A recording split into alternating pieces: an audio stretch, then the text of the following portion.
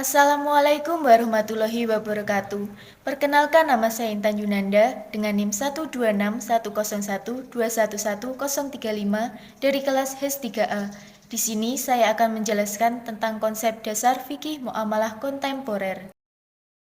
Pengertian fikih muamalah. Fikih muamalah merupakan kata majemuk yang terdiri dari kata fikih dan muamalah. Secara etimologi, fikih berarti paham, mengetahui, dan melaksanakan. Sedangkan kata muamalah berasal dari bahasa Arab yang semakna dengan al-mufa'alah atau saling berbuat. Lalu, secara terminologi, fikih muamalah adalah hukum-hukum yang berkaitan dengan tindakan yang dilakukan oleh manusia dalam hal yang berkaitan dengan hartanya seperti jual beli, sewa menyewa, utang piutang, kerjasama dagang, dan sebagainya. Pembagian dan ruang lingkup fikih muamalah. Menurut Ibnu Abidin, fikih muamalah dalam arti luas dibagi menjadi 5, yaitu muawadah maliyah atau hukum perbendaan, munakahat atau hukum perkawinan, muhasanat atau hukum acara, amanat dan aryah atau hukum pinjaman, dan tirkah atau hukum peninggalan. Sedangkan menurut Al-Fikri dalam kitab Al-Mu'amalah Al-Madiyah wa Al-Adabiyah membagi fikih muamalah menjadi 2 bagian, yaitu yang pertama Al-Mu'amalah Al-Madiyah, yaitu muamalah yang mengkaji objeknya, dan yang kedua Al-Mu'amalah Al-Adabiyah, yaitu muamalah yang ditinjau dari segi cara tukar-menukar benda yang bersumber dari panca indera manusia.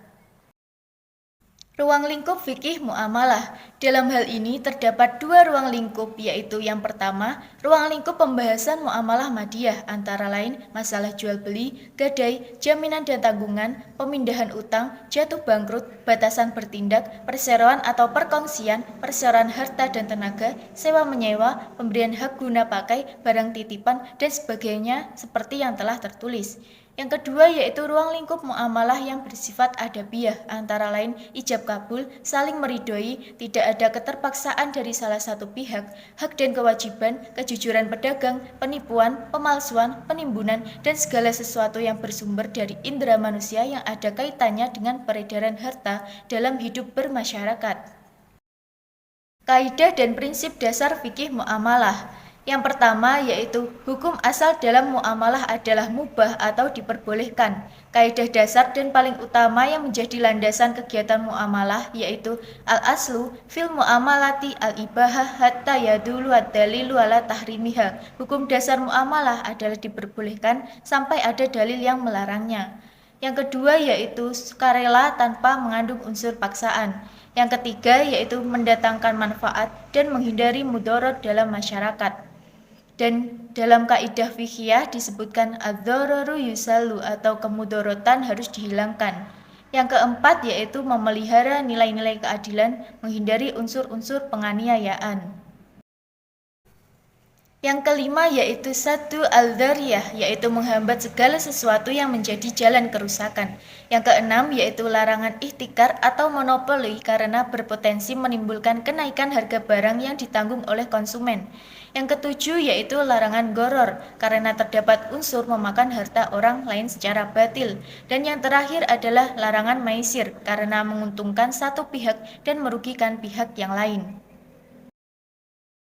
Karakteristik dan asas fikih muamalah. Karakteristik fikih muamalah yaitu fikih muamalah dibangun atas dasar prinsip-prinsip atau asas yang bersifat umum. Pada dasarnya, segala hal yang berkaitan dengan muamalah atau transaksi hukumnya adalah diperbolehkan. Fikih muamalah dibangun atas dasar memperhatikan alasan dibuatnya hukum serta menjaga kemaslahatan bersama. Fikih muamalah menggabungkan sifat yang tegas serta yang lentur. Asas fikih muamalah. Yang pertama yaitu asas al-huriyah atau kebebasan. Yang kedua yaitu asas al-musawah atau persamaan dan kesetaraan. Yang ketiga yaitu asas al-adalah atau keadilan. Yang keempat yaitu asas ridho atau kerelaan. Dan yang kelima yaitu asas asidik atau kejujuran. Konsep dasar dan ruang lingkup fikih muamalah kontemporer. Konsep fikih muamalah kontemporer lebih disesuaikan dengan konteks kekinian. Secara prinsip, konsep pada fikih muamalah kontemporer pemahamannya lebih diperluas. Pada konsep fikih muamalah kontemporer, metode dipadukan dengan berbagai macam kecanggihan teknologi yang ada. Ruang lingkup fikih muamalah kontemporer adalah Berkaitan dengan persoalan transaksi atau akad dalam bisnis yang terjadi pada saat ini yang belum dikenal pada zaman klasik, seperti uang kertas, saham, obligasi, reksadana, MLM, asuransi, dan sebagainya. Kemudian terkait dengan transaksi atau akad yang telah berubah karena adanya perkembangan atau perubahan kondisi, situasi, dan tradisi atau kebiasaan. Sekian penjelasan tentang konsep dasar fikih muamalah kontemporer. Wassalamualaikum warahmatullahi wabarakatuh.